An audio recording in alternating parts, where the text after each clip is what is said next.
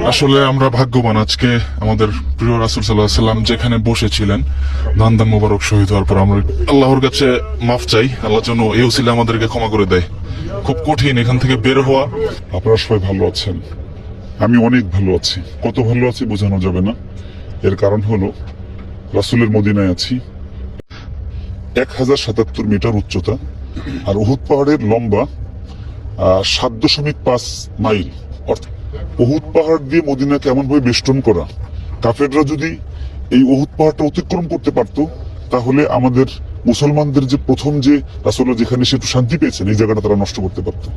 এজন্য তারা এখানে একদম পাদদেশেই আমরা একটু সেই জায়গাটা একটু যাই। আমরা এখানে আরো হাজী সাহেবরা দেখতে যাচ্ছে, এই জায়গাটা এসে অনেকে নাম লিখে রেখে গেছে। তাদের হয়তো তারা মনে করছে যে নাম লিখে গেলে তাদের নামটা পরবর্তীতে পড়বে। আমি আজকে ফার্স্ট আসছি আপনার সাথে। আলহামদুলিল্লাহ। আমি কিন্তু এই তৃতীয়বার মদিনায়, আমরা তৃতীয়বারে সেখানে আসতে পেরেছি। আর 22 বছর আমাদের আরেক ভাই 10 বছর, সেও বললো তাই প্রথম এসেছি। তবে আপনার কেমন লাগছে এখানে এসে? আজকে আপনার রসুল্লাহ আপনার সাথে আসাতে আজকে 22 বছর পরে এই জায়গাটা আমি চিনতে পারি, আমার থেকে অনেক ভালো লাগতেছে। আলহামদুলিল্লাহ, সবাই আসবেন এই জায়গাটা। ভাই আপনার কেমন লাগছে? আলহামদুলিল্লাহ, আপনি রসুল্লাহ আজকে আমরা আলহামদুলিল্লাহ এই জায়গাটা দেখতে পেরেছি। আমরা সিরিয়ালে আছি।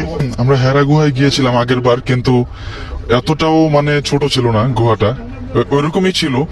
কিন্তু আজকে আমরা যেখানে রাসূল সাল্লাল্লাহু আলাইহি সাল্লামের দান মোবারক শহীদ হয়েছিলেন উহুদ পাহাড়ের সেই ভিতরে আমরা যাচ্ছি। অনেক অনেক কষ্টের ব্যাপার, কিন্তু এই জায়গাটা শারীরিক ভাবে কষ্ট হলেও মানসিক ভাবে কিন্তু আমরা এখন আমি আমার চোখকে শীতল করেছি। রাসূলুল্লাহ যেখানে বসেছিলেন যেই জায়গাটা একদম সেই জায়গাটা আজকে আসতে পেরেছি, আপনাদেরকে দেখাতে পেরেছি। সবাই এখানে আসবেন, আসলে আশা করি ইমানের বৃদ্ধিতে আসবে।